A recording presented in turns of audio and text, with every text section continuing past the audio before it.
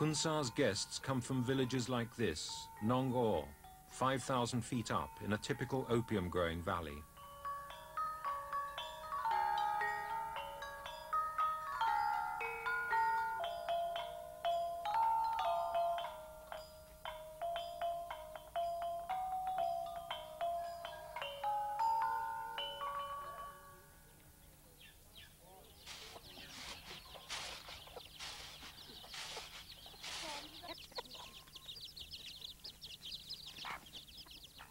The people are poor.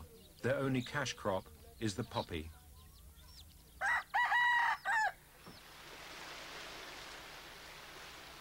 Nong Or is also the home of boy soldier Sai Shui, who's about to visit, accompanied by his friend and neighbor, IP. Sai Shui persuaded his friend to join the army last year. They'll learn new skills. And besides, it's the only job around with career prospects. In January and February, they get extra time off to help with the harvesting. Here, opium touches most people's lives.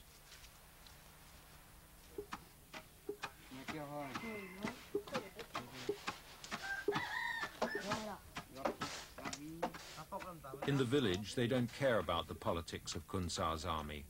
They just know their sons go away to be soldiers and their daughters marry the soldiers.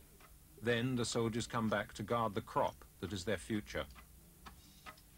Already some of the opium here has been harvested.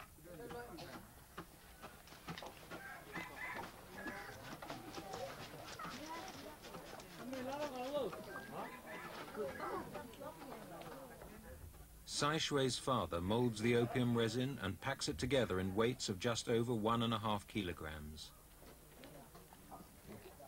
He expects a crop this year of 6.5 kilos. He'll probably get about $600, which will pay off his rice debts. These people share little of the wealth that narcotics bring. Half the opium goes to the United States. Once refined down to pure heroin, this batch will fetch over $100,000.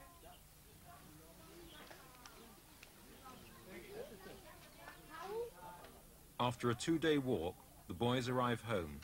Their last village was burnt by the Burmese troops. Now they live here under Khunsar's protection.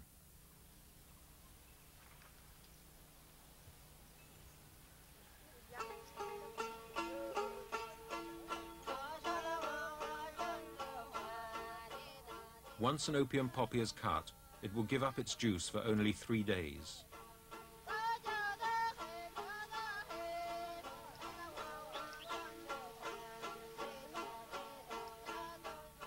Drops of white sap released on the first incision are left to burn in the sun.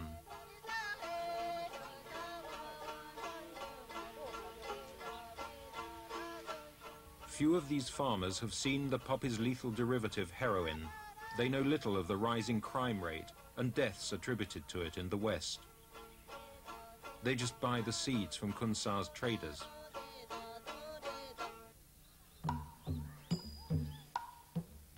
Boys like Sai Shui have been brought up with opium all their lives, but it was the British who introduced the poppy to the Shan states 200 years ago. And these fields once belonged to a Chinese opium army who were controlled by the CIA.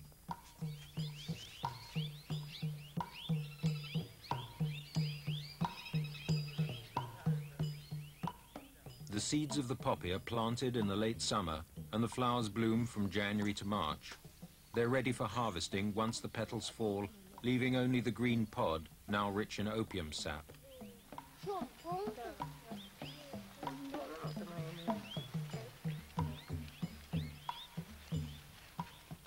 When the white sap has turned to a brown sticky mass, it's ready for collection.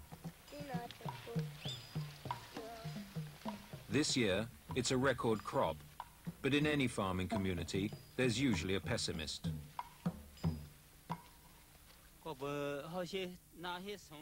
I don't grow rice because there are no paddy fields here.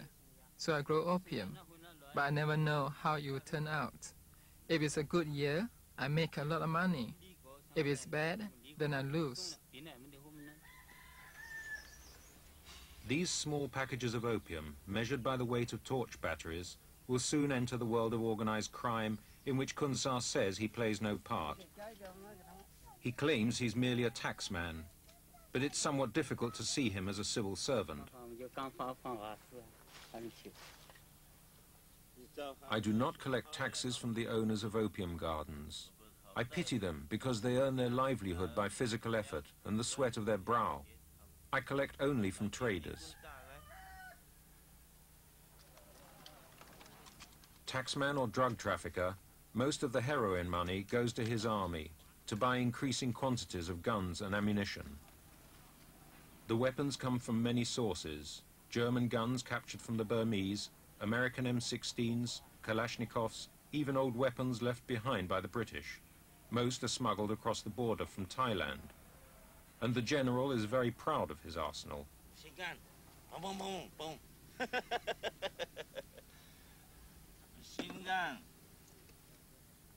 At moments like this, Khun Sa is happy. Since starting an armed gang as a youth, guns have rarely been out of his hands. English. This is a British.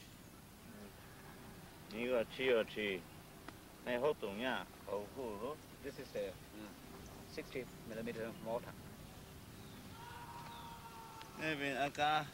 This is also an AK. Huh? G2. G2. This is G2. Made by German. Khun Sa has one of the best equipped armies in Burma. Very good. You're not very good. Very good. No good. Why is one better? Because you need oil all the time for the Chinese. You have to take good care of them and to oil them all the time. These guns are now needed for his next move, to clear the Thai border of all opposition, to fortify his opium kingdom, and to clear the roads needed to send the heroin to the west. HK 呢没留呢 HK เขา开放国务院开放เมืองไทยว่า那边เมืองไทยออกอ่ะอ๋อ德国 SHK เมืองไทยเฮ็ดอ่ะ德国呢 Germany 开放กลุ่มนี้ไทยเฮ็ด It's really German but it was made by Thailand. Thai ฮ็ด Which weapons are easiest to buy now? While guns move north through Thailand, heroin travels south. All of them are easy to buy.